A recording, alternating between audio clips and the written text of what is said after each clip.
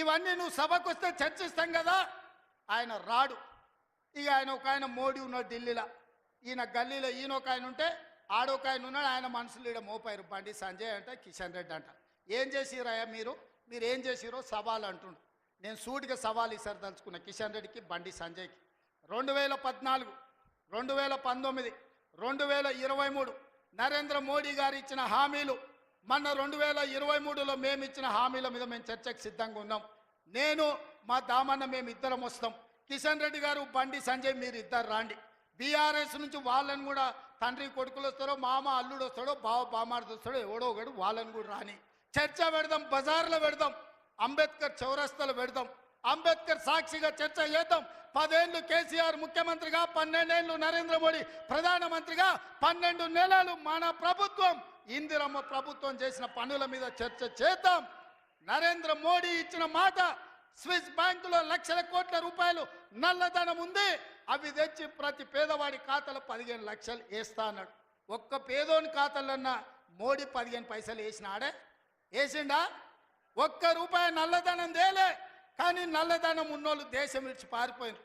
నీరవ్ మోడీ, ఆయన చోక్సీ, విజయ్ మాల్యా, ఇట్లా 100 మంది బ్యాంకులను ముంచి 16 లక్షల కోట్ల రూపాయలు బ్యాంకులకు ఎగదొప్పి పెట్టుబడిదారులు, మోడీ దోస్తులు దేశం విడిచి విదేశాలకు వారిపోయినారు తప్ప విదేశాలలో ఉన్న నల్లధనం ఒక్క పైసా కూడా మోడీ తెచ్చింది లేదు, పేదోడి ఖాతాలు వేసింది లేదు. రైతుల ఆదాయం 2 చేస్తా అన్నాడు.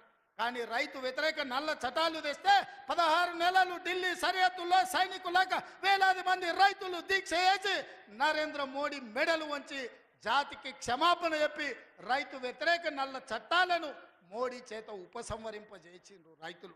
అదేవిధంగా 2022 లోపల ప్రతి పేదవాడికి ఇల్లు అందిస్తా అన్నాడు మోడీ. ఏ పేదోడికి ఇల్లు ఇచ్చినవో ఈరోజు అప్పక్పల్లికి రా, చూపిద్దురా మోడీ ఇచ్చిన ఇల్లు ఎక్కడుందో. నేను అడుగుతున్నా, నారాయణపేటకు రా, మోడీ ఇచ్చిన ఇల్లు ఎక్కడున్నాయో నువ్వు చూపిద్దురా. సంవత్సరానికి 2 కోట్ల ఉద్యోగాలు ఇస్తున్నాడు. 12 ఏళ్ళు అయింది, 24 కోట్ల ఉద్యోగాలు రావాలి. ఆ లెక్కన ఒక తెలంగాణకే 1 కోటి ఉద్యోగాలు రావాలి. ఎవరికి వచ్చినాయో ఉద్యోగాలు? ఓ కిషన్ రెడ్డికి, ఓ బండి సంజయ్కి 2 ఉద్యోగాలు వచ్చినాయి. తెలంగాణలో ఎవరైనా మోడీ ఉద్యోగం ఇచ్చిండా? ఎవరికి ఉద్యోగాలు ఇచ్చిండో మోడీ వచ్చి చూపియాలి లెక్క. నేను ఇచ్చిన 55,000 మందికి మొదటి సంవత్సరంలో ఉద్యోగాలు తలకాయ లెక్క పెడితే ఎల్బీ స్టేడియం రా, ఒక్కొక్కరిని లెక్క పెట్టి పేరు రాసుకొని ఏ ప్రభుత్వ ఉద్యోగం ఇచ్చినో లెక్కలు చెప్తా. మోడీ గారు, నీ బంట్లను పంపిస్తావో, నీ బంట్రోతులను పంపిస్తావో నువ్వు పంపించు, లెక్క పెట్టి చూపించే బాధ్యత నాది. మోడీ ఒక రకంగా మోసం చేస్తే ఇక్కడున్న కేసీఆర్ గారు ఇంకొక రకంగా ప్రజల్ని వంచిండు, మోసం చేసిండు, దోపిడీ చేసిండు. ఇవాళ అందుకే సూటిగా నేను సవాలు విసిరదలుచుకున్న బీజేపీ బీఆర్ఎస్ వాళ్ళకు. బీఆర్ఎస్ 23లో అధికారం పోయింది, 24 పార్లమెంట్లో డిపాజిట్లు పోయినాయి. ఇప్పుడు జరిగే ఎమ్మెల్సీ ఎన్నికల్లో పోటీకి అభ్యర్థులు దొరకలేదు. అదో దిక్కుమాలిన పార్టీ. ఆ దిక్కుమాలిన పార్టీ తండ్రో దిక్కు, కొడుకో దిక్కు, అల్లుడో దిక్కు, బిడ్డో దిక్కు కాకుల్లాక వాడి పొడుసాలను చూస్తున్నారు. ఈ కాకులకు సరైన జవాబు చెప్పాల్సింది కాంగ్రెస్ పార్టీ కార్యకర్తలే అని చెప్పి నేను ఈ సందర్భంగా తెలియజేయదలుచుకున్నా.